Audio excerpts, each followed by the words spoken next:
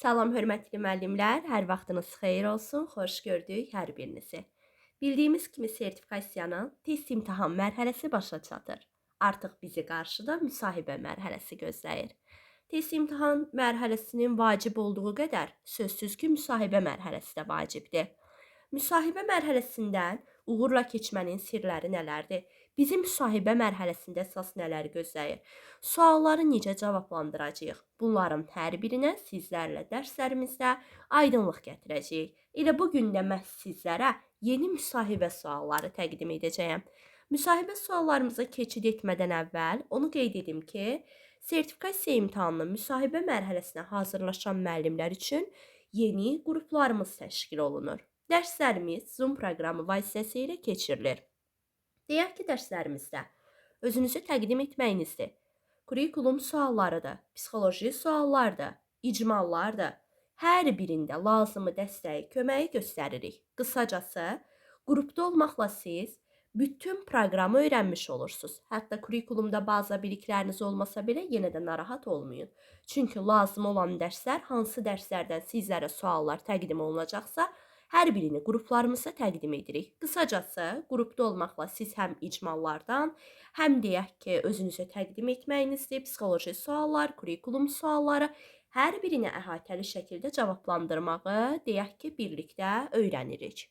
Qruplarımıza iştirak etmək üçün qruplarımızda zəhmət olmasa gecikmədən 051 580 94 28 nömrəsinə WhatsApp-da yazaraq qeyd edə bilərsiniz ki, Qumru müəllimənin müsahibə qruplarına qoşulmaq istəyirik. Mənim adımı qeyd edin ki, mənim qruplarımda iştirak edəsiniz. Və onu da qeyd edim ki, müsahibə qruplarımızda bütün müəllimlərə fərdi yanaşma nümayiş olunur. Hər bir müəllim hər dərs prosesində tək-tək müsahibə olunur. Beləliklə, siz bir neçə dəfə müsahibə olunaraq artıq müsahibə mərhələsində çox rahat olmağınıza şərait yaradır. Müsahibədən uğurla keçmək üçün qruplarımıza qoşulub dərslərimizdə iştirak edə bilərsiniz. Onu da söyləyim ki, bütün materialların hər biri PDF qrupuna göndərilir, hər bir əlinizdə olur və ən əsası yorucu, lazım olmayan heç bir materialı göndərmirəm sizə. Deyək ki, sualları göndərirəm və ən əsası hazır cavablı şəkildə sualları atıram. Suallar cavabları ilə bərabər və dərs prosesində hamısını izah edirəm, sual-cavab edirik. Elə dinləyərək də bütün proqramı mənimsəmiş olursunuz. Hər birinizə uğurlar arzu edirəm.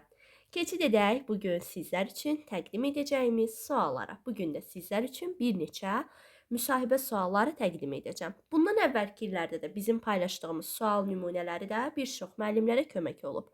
Odur ki, bu kimi videolarımızın davamlı olmasını istəyirsinizsə, kanalımıza abunə olun, izahımızı bəyənin, paylaşıb, like atıb, şərh yazmağı unutmayaq.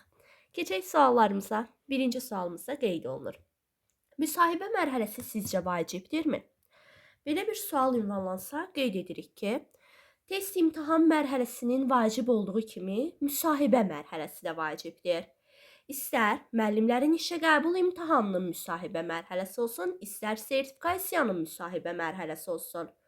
Düşünürəm ki, hər ikisində müsahibə mərhələsi vacibdir.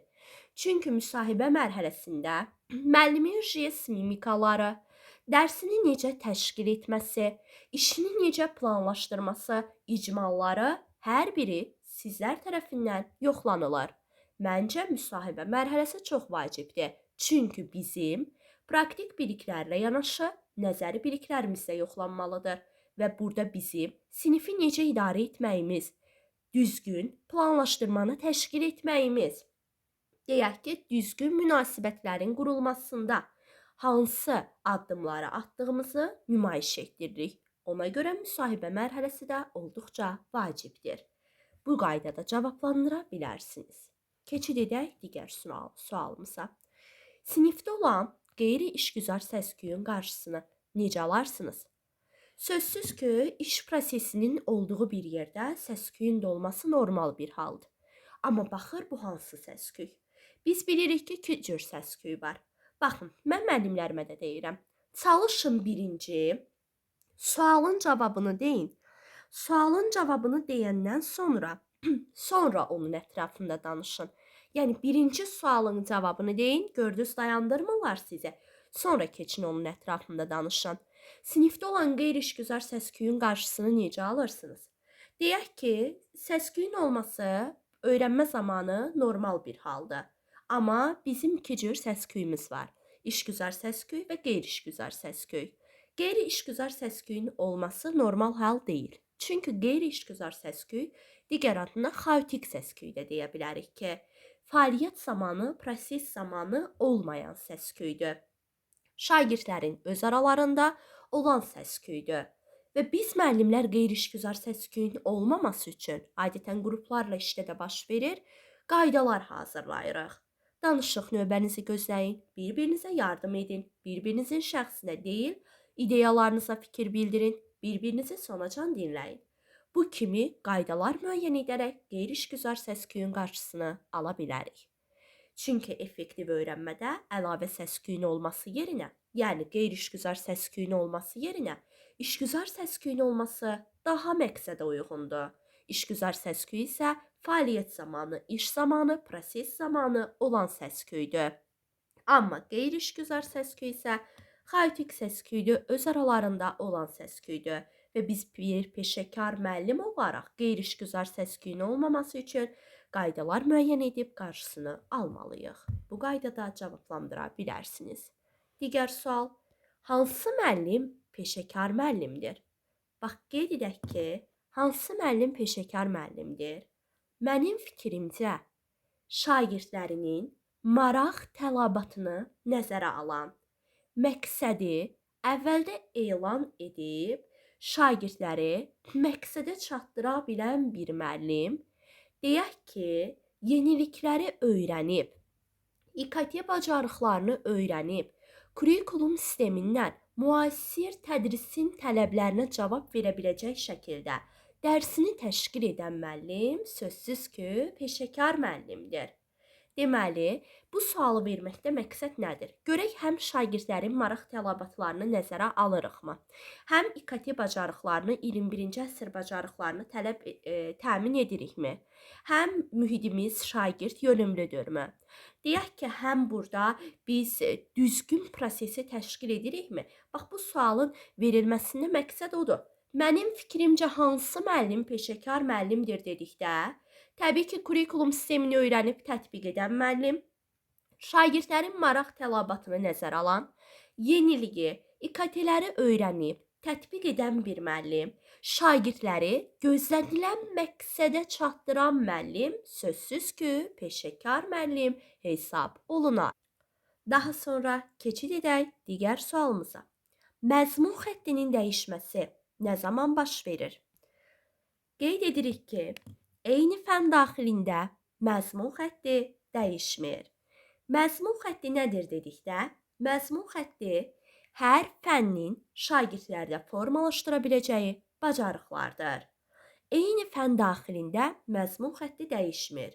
Amma fənlər arasında məzmun xətti dəyişir. Eyni fənn daxilində məzmun xətti ona görə dəyişmir ki, hər fənnin öz öhdəliyinə düşən bacarıqlar var.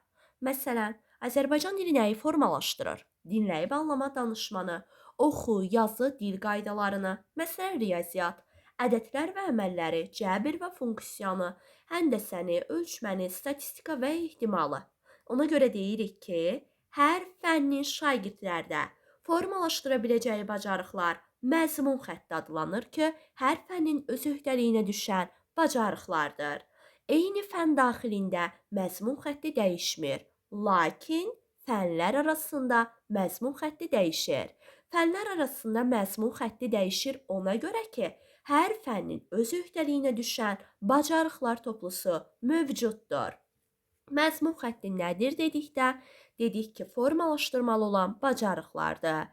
Məzmun xətti ümumi təlim nəticələrinin reallaşmasını təmin etmək üçün müəyyən olunmuş məzmunun zəruri hissəsidir. Yəni, əsas hissəsidir. Eyni fənn daxilində dəyişməzdir. Daha sonra, meyar nədir? Meyar nəyə əsasən müəyyən olunur? Meyar nədir dedikdə, meyar şagirdlərdə nəyi qiymətləndirəcəyimizdir? Məsələn, deyək, sual-cavabda iştirak etməsinimi, əməkdaşlıq bacarıqlarını mı, Şagirdlərdə biz nəyi qiymətləndirəcəyik? Şagirdlərdə nəyi qiymətləndirəcəyimiz adlanır meyar. Və bizim meyarımız məqsədə uyğun olmalıdır. Bəs məqsəd nədir müəllim? Burdan da belə bir sual yaranır. Məqsəd şagirdlərin əldə etməli olduğu bilik, bacarıqların məcmusudur.